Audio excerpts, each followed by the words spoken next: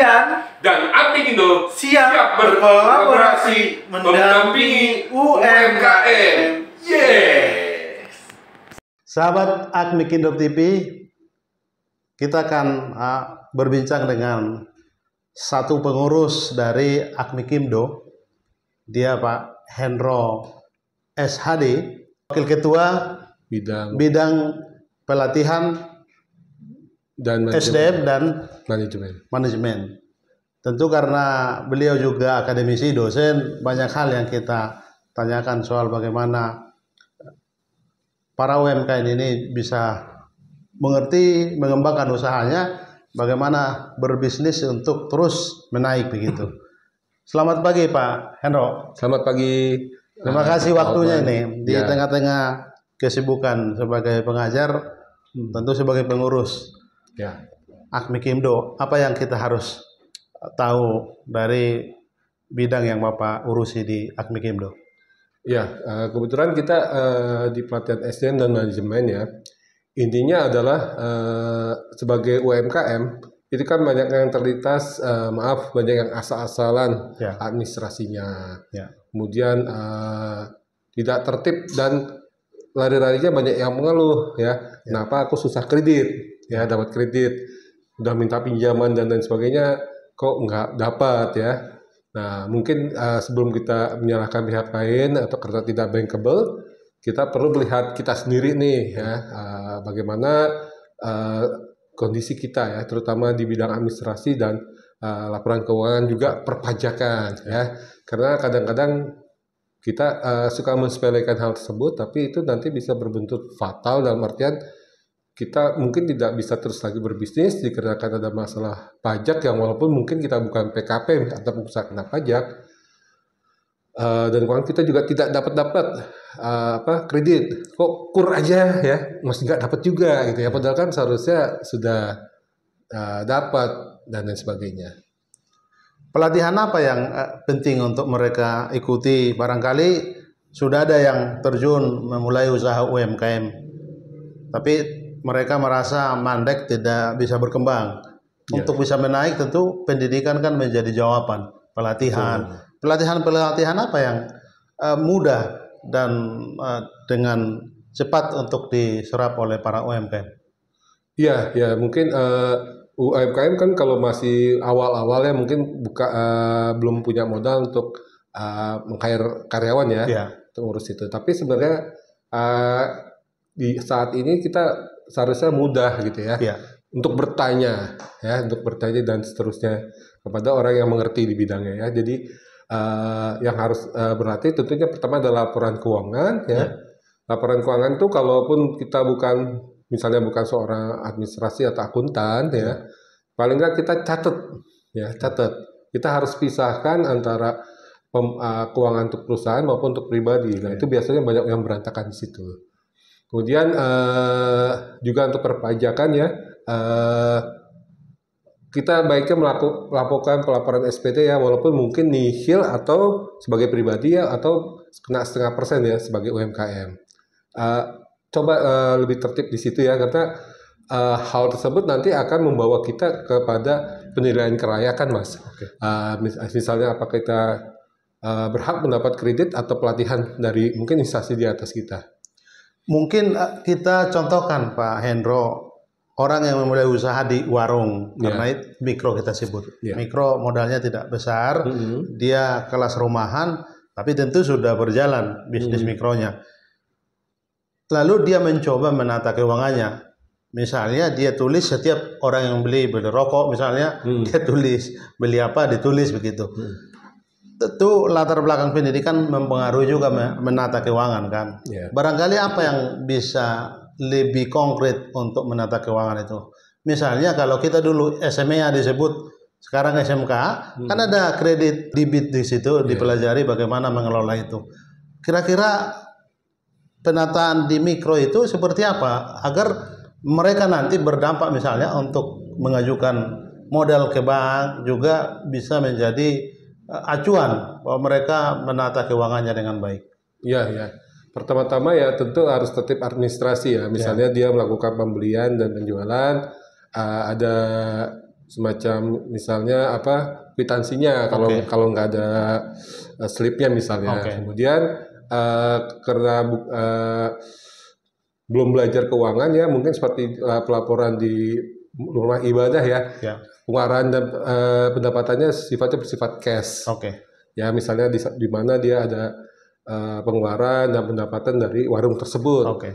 Tapi paling nggak tercatat dan tadi bukti resi dan lain sebagainya itu disimpan baik-baik karena itu nanti akan menjadi dasar untuk pembenahan selanjutnya. Mungkin dia akan beli ya software aplikasi atau nanti ada yang bantu dia gitu ya. Yang bantu dia kemungkinan dari pendampingan bisa dari kampus ya, bisa dari mana saja ya yang membantu untuk merapikan keuangan dia. Tapi kalau nggak ada dasar untuk dirapikan sulit sekali ya. Jadi mungkin dibiasakan untuk bisa mencatat dan menyimpan berbagai transaksi yang ada. Sebagai wakil ketua di Akmikimdo yang membidangi pelatihan SDM dan manajemen itu, apa tujuan misalnya Bapak membuat pelatihan-pelatihan untuk para UMKM khususnya anggota dari Akmikimdo begitu? Ya tentunya kan kita tahu ya kalau yang UKM memang bagus ya, dia mandiri ya. Tapi alangkah lebih bagusnya lagi kalau dia bisa naik kelas. Ya kenapa dari UKM itu penting naik kelas? Karena paling nggak kalau sudah naik kelas ada ada kepastian ya daripada kredit ya pinjaman yang ada, kemudian kepastian pasar yang lebih luas, namanya juga bertambah besar kan, dan juga adanya kepastian mendapat banyak kesempatan untuk pemasaran ya. Karena bagaimanapun kalau yang namanya maaf kecil kan penghasilannya pasti tidak sebesar yang besar. Ya, jadi kita ingin sejahtera. Jadi UMKM itu tingkatannya adalah nantinya dia bisa naik kelas. Bahkan sudah ada loh yang go public. Ya, jadi seperti yang sepele deh, misalnya lembaga bimbingan belajar aja. Ya, Bimbel itu ya? Bimbel itu ada yang udah naik go public, dapat puluhan miliar. Ya, bahkan yang kalau yang virtual itu ya, yang dulu itu yang contoh yang kita sering lihat adalah Ruang Guru. Tapi bimbel biasa pun sudah ada gitu, yang IPO, go public. Paling tidak bisa bocoran Pak Hendro, bagaimana mereka buat go public? Awalnya dari nol dibangun begitu, bisa berkembang cabangnya. Apa yang mereka lakukan? Ya tentunya mereka menggencarkan pemasaran ya, sehingga omset naik ya, omset naik, dan juga mereka memperbaiki administrasi dan kelola perusahaannya. Karena kalau orang mau go public, itu dilihat semuanya, terutama laporan pajaknya dan seterusnya. Ya jadinya adalah suatu kemutlakan ya untuk bisa mendapatkan investasi maupun kredit dengan cara tertib administrasi dan keuangan. Kalau tadi kan berarti ada administrasinya dilihat semua, itu istilahnya legal due diligence ya, kontrak-kontraknya dilihat. Kemudian mulai dari perpajakan dan sebagainya itu dilihat, bahkan sampai individunya. Ya, jadi untuk naik ke atas itu adalah tadi selain administrasi dan lain sebagainya, omsetnya harus naik dan stabil sekian tahun, sebagaimana peraturan dari Bursa Efek Indonesia. Tapi bisa Mas, jadi kalau kita keluar ya, Malaysia itu lebih kecil daripada kita, tapi yang go public di bursanya tuh lebih banyak ya. Jadi kalau kita lihat di Malaysia, contohnya ada SDNBHD ya, Sendirian Berhad, itu udah go public. Dan bukan perusahaan-perusahaan besar amat. Nah seharusnya kita punya potensi untuk lebih besar seperti itu. Ya jadi tujuan tadi balik lagi ya, pelatihan di Akmikimdo itu adalah ya naik kelas, tapi paling nggak yang terutama mikro ya, kecil ya, juga kita harapkan dia tertib administrasi. Karena tanpa tertib administrasi dan keuangan tetap susah mendapatkan KUR ya. Karena bagaimana kan KUR itu kan yang disuruhkan orang bank itu kan bukan duitnya dia tetap duitnya para nasabahnya. Tentunya dia harus mempertanggungjawabkan. Nggak bisa dia memberi begitu saja kalau tidak ada kejelasan kepada calon debitornya. Agar tertib keuangan itu cukupkah tadi seperti mencatatkan semua pembelian, lalu fakturnya juga tersimpan. Siapa yang datang misalnya membeli produk atau apa yang dijual itu dia tulis di situ.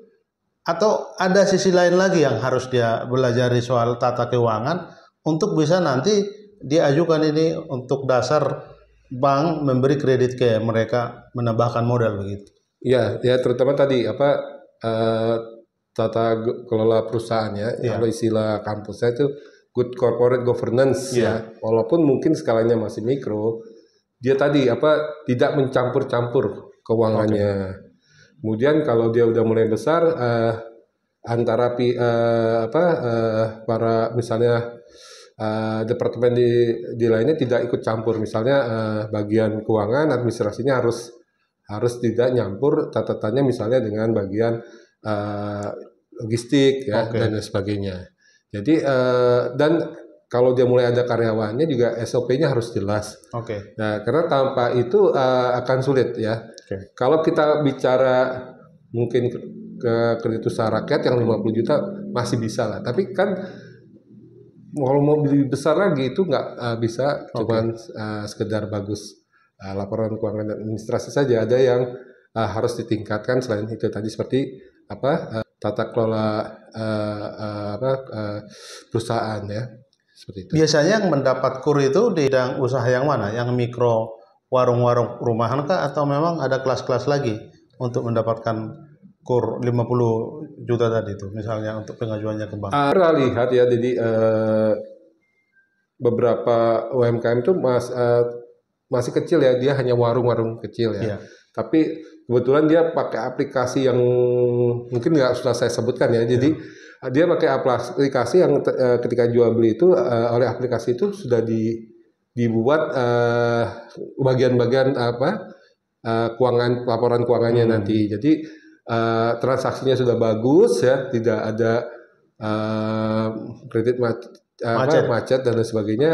Kredit macet ke bank kan dia belum minjam ya. Tapi dia kalau bayar terlalu tepat waktu, biasanya itu nanti bank kerjasama dengan yang penyedia aplikasi itu bisa memberikan KUR.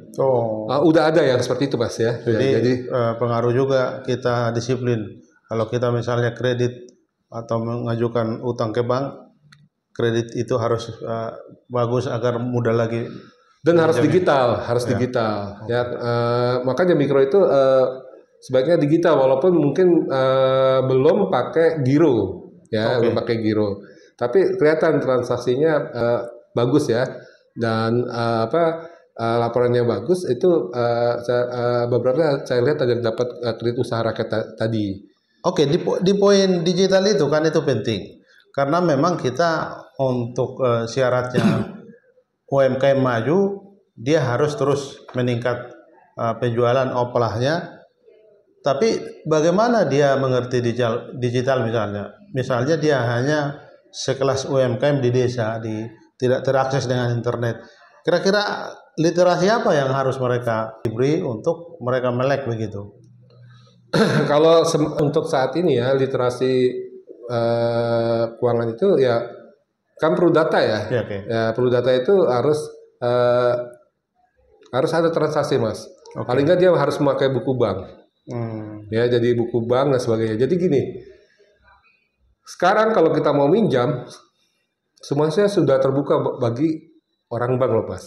Maaf, hacker aja udah bisa lihat data kita ya dengan bebas ya, apalagi yang resmi. Ya, jadi sekarang kalau bank, kalau kita mau minjam ya, misal mau minjam, bank akan minta bantuan dari biro yang namanya credit scoring ya. Jadi dari credit scoring itu kita dilihat semua aspek ya, transaksi kita di bank dan lain sebagainya. Bahkan di luar itu. Jadi zaman dahulu kan namanya BI checking.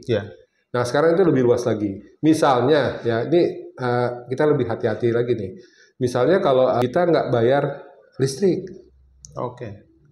itu bisa kita nggak dapat kredit loh.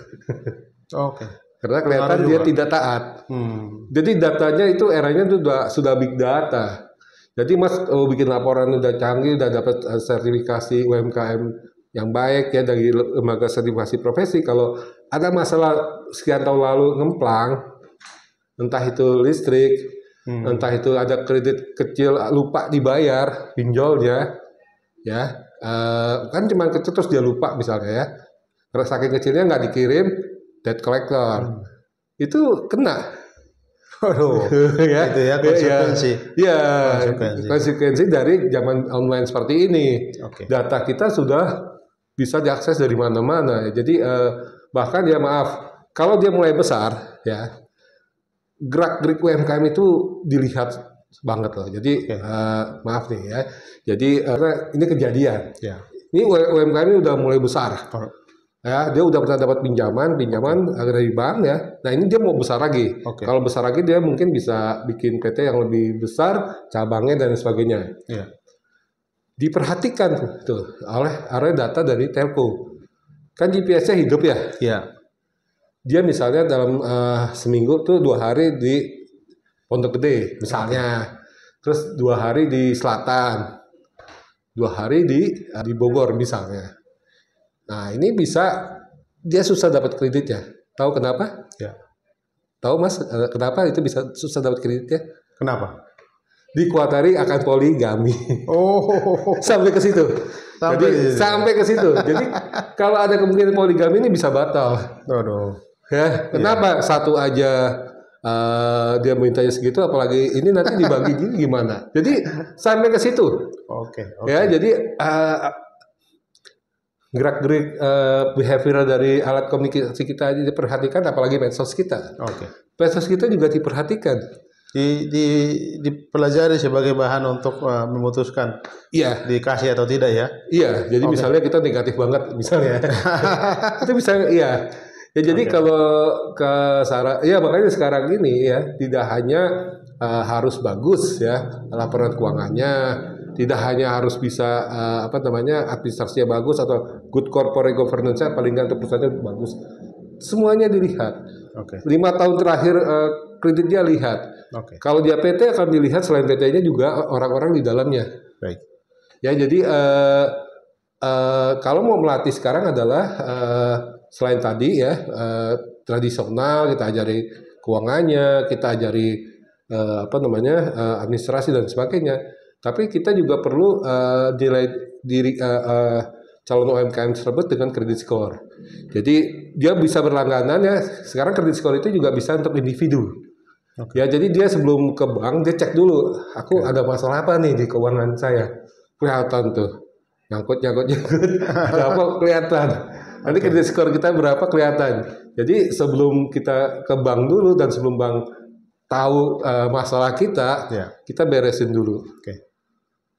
Kembali kita ke pelatihan SDM dan manajemen yang Bapak kelola di Akmi Kimdo. Tentu ke depan ini harus menjadi semacam daya tarik, magnet untuk para calon anggota UMKM. Betul. Terutama nanti pelatihannya kan untuk anggota-anggota Akmi Kimdo. Tapi bagaimana para UMKM yang di luar sana ingin bergabung ke Akmi Kimdo, perlu ada semacam daya tarik termasuk pendidikan ini, pelatihan ini. Apa yang Bapak akan lakukan ke depan dengan tim? Misalnya pelatihannya tadi banyak hal, termasuk tertib administrasi, tertib keuangan kan sudah dijelaskan. Barangkali itu materi dalam pelatihan.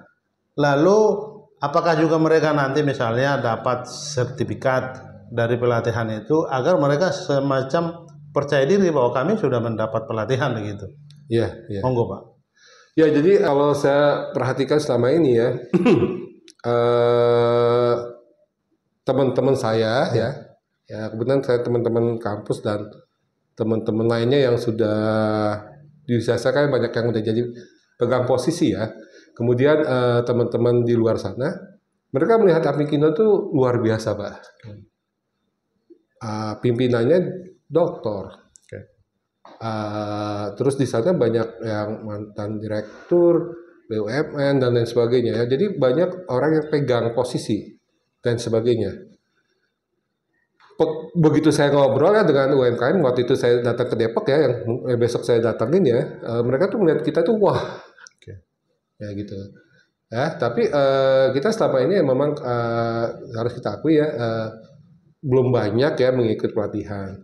Pas saya lihat saya kasih tahu kegunaan masuk Apmikindo itu apa? Oh, mereka antusias, Pak.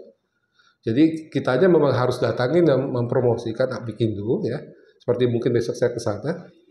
Kita menawarkan pelatihan dan mereka ingin kita kasih akses. Oke.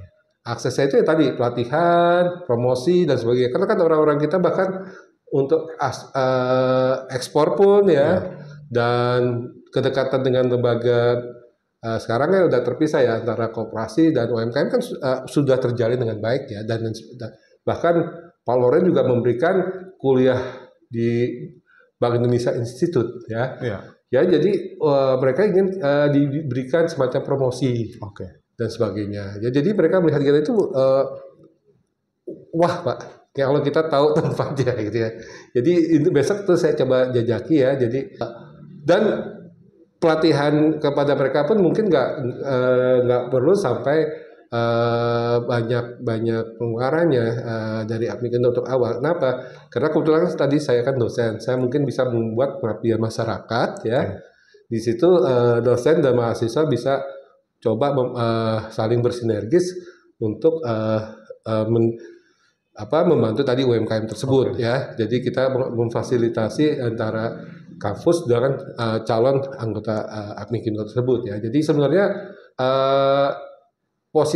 positioning kita tuh bagus sekali di luar ya, dan mereka cukup cukup baik ya, karena yang akan saya datang ini tadinya Pak ya, ini adalah lembaga pendidikan juga yang membantu banyak orang-orang putus sekolah ya untuk bisa bisnis, lulus bikin PT ya, lulus nggak tamat sekolah, lulus diajarin bisnis terus bikin PT.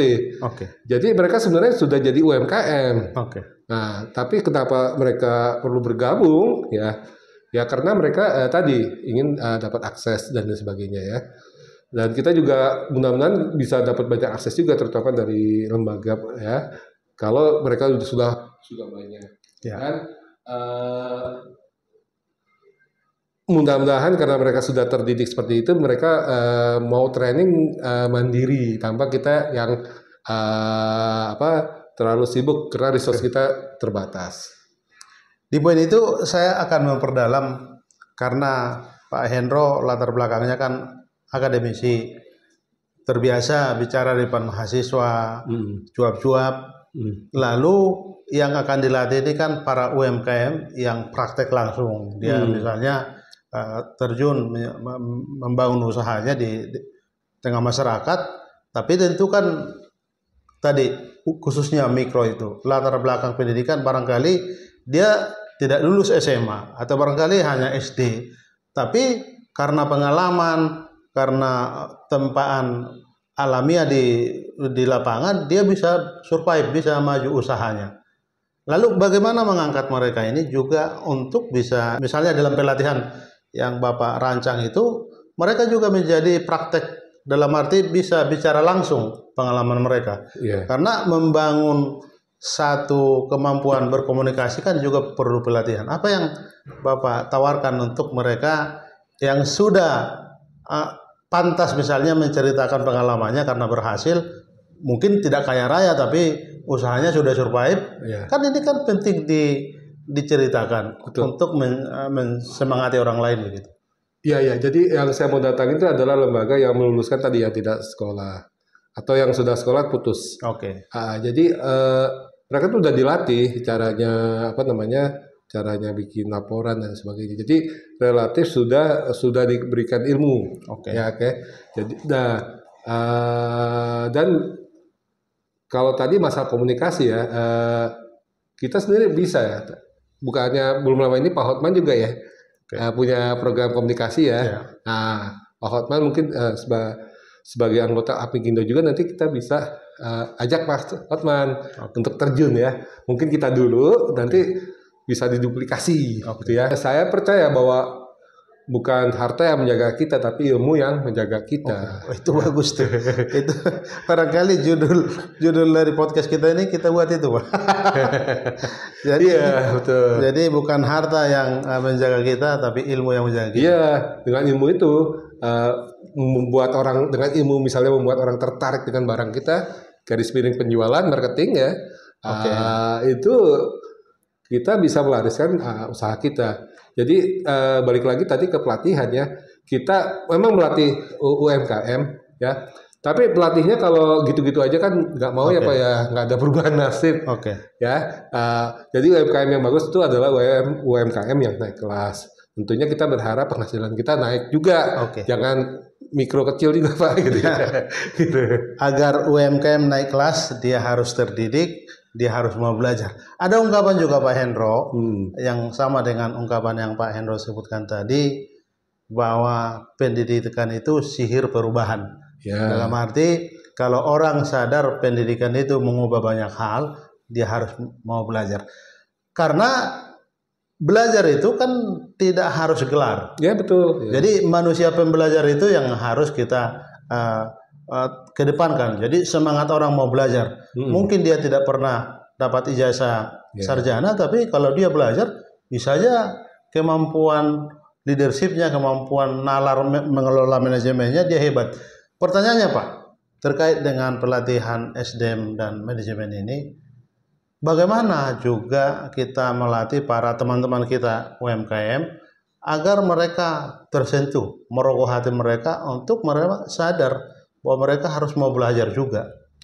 Jadi jangan berkutat hanya itu-itu saja, tapi mau sungguh-sungguh belajar agar jiwa pembelajaran itu membawa perubahan. Jadi akhirnya kan kita tahu ya, yang akhirnya yang bikin sukses itu kan balik lagi ke orang itu sendiri. Ya kita hanya memfasilitasi. Cuman yang nanti akan saya datang itu, makanya saya ke lembaga yang tadi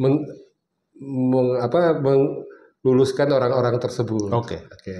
Jadi mereka itu memang sudah menseleksi orang-orangnya. Jadi memang ada orang yang walaupun dikasih gratis gimana pun tetap mager ada Pak. Jadi kita ingin ya Pak dengan teman saya itu untuk mengurangi net Pak. Net Bapak tahu net Pak? Not in education, not in employment, not in training, nggak ngapa-ngapain gitu. Dan Gen Z itu katanya hampir 10 juta orang. Wah itu kan luar biasa gitu ya. Jadi kita bisa kehilangan bonus demografi. Kita bisa nggak maju-maju, orang generasi mudanya nggak ada atau kurang untuk hal tersebut ya. Jadi di Apmikindo ini kita ada semacam merasa kewajiban moral dan panggilan moral gitu ya, bahwa ini yang harus kita bantu. Tentunya akhirnya orang yang mau dibantu gitu ya, atau paling nggak dia bertekad. Nah itu mungkin nanti kita bisa bekerja sama ya. Sudah ada lembaganya dan sudah meluluskan orang. Mungkin nanti tadi dengan aksesnya Apmikindo yang luar biasa dan mereka lihatnya luar biasa karena kita, mungkin kita bisa bersinergis dengan lembaga-lembaga untuk menciptakan banyak orang yang bisa dimandirikan. Saya tadi teringat kata-kata Pak Hendro, ada satu kalimat yang bagus menurut saya, itu menjadi pertanyaan saya. Bapak sebutkan bahwa kembali pada dirinya sebenarnya. Orang maju kembali pada dirinya. Dan pernah juga saya dengar dari Pak Hendro bagaimana kita membranding diri gitu. Jadi orang yang sudah sampai pada tataran mampu membranding diri, dia tahu bahwa dia harus belajar banyak begitu. Apa dibalik pentingnya membranding diri itu? Branding itu bahasa, kalau menurut saya itu lebih ke arah marketing ya. Bahasa ibu mak kita itu, nah berlaku yang baik-baik kepada orang lain. Ya berlaku ya itu ya dengan tentunya menjadi kita. Ya misalnya kita adalah seorang dosen, saya sih berkeinginan saya menjadi dosen yang bisa membuat mahasiswa mengerti dengan pelajaran saya dan tahu dengan pelajaran saya itu dia mau ngapain dan digunakan untuk apa. Itu tujuan saya. Ya jadi saya membranding diri saya itu nyambung lah, dan mahasiswa tahu apa gunanya daripada ilmu saya. Itu aja ya. Nah, tapi dari situ konsekuensinya luas Mas. Apa konsekuensinya? Konsekuensinya bahwa saya harus benar-benar mengerti pelajaran itu, dan saya benar-benar harus tahu mengamalkan pelajaran yang saya ajarkan. Misalnya katakanlah statistik. Ya, saya juga harus tahu bahwa data ini, misal tadi Gen Z yang net ya, yang hampir 10 juta itu, ini kalau terjadi maka Indonesia bisa kehilangan bonus demografi. Apa yang harus kita lakukan? Nah, kebetulan saya di sisi informasi, mungkin saya akan bantu mereka sisi informasi tata kelola UMKM. Dan seterusnya. Jadi konsekuensi dari bisa mengajar dan mengerti, tentu paham dari apa yang dikerjakan bukan teori saja, tapi juga di dalamnya ada apa. Jadi kita bisa ada story di baliknya dan membuat mahasiswa lebih mengerti. Jadi dia juga nanti kita harap pas sudah lulus tahu mau ngapain. Harus tahu mau ngapain, itu pentingnya. Iya. Sebagai yang mengawal pelatihan SDM sumber daya manusia dan manajemen di Akmikindo, Asosiasi Pengusaha Mikro Kecil Menengah Mandiri Indonesia. Ini kan penting menjadi daya tarik dan menjadi ikon nanti menurut saya, karena pendidikan itu di mana-mana harus menjadi motor penggerak juga begitu. Apa kira-kira yang kita mau dengar? Kami beri kesempatan untuk Pak Hendro untuk take away ya, mungkin ya, semacam take away ya. UMKM itu bukan beban. Ya. UMKM itu potensinya luar biasa Indonesia untuk maju. Ya. Tentu ada syaratnya ya. UMKM seperti apa yang bisa maju? Yang tadi, yang terus mau belajar ya, walaupun tidak mesti formal, mau belajar untuk bisa paling nggak untuk dia sendiri deh, meningkatkan kualitas bisnisnya ya, sehingga dia bisa berkembang dengan baik. Dan itu kalau dia bisa berkembang dengan baik pasti bagus untuk dirinya dan bagi masyarakatnya. Ya tadi kenapa dia bisa menyerap tenaga kerja lebih banyak, dia bisa memberikan pajak kepada negara lebih besar. Dia juga bisa membantu orang lain yang kesulitan di bidangnya ya, misalnya tadi bisnis katakanlah warung tadi, dia bisa jadi toko atau bisa jadi mitra bagi perusahaan-perusahaan vendor lainnya. Jadi tidaklah mungkin kita bisa berkembang tanpa kita meningkatkan diri kita sendiri. Terima kasih Pak Hendro atas kesempatan diberi untuk Akmikindo TV. Ya, terima kasih. Terima kasih Pak.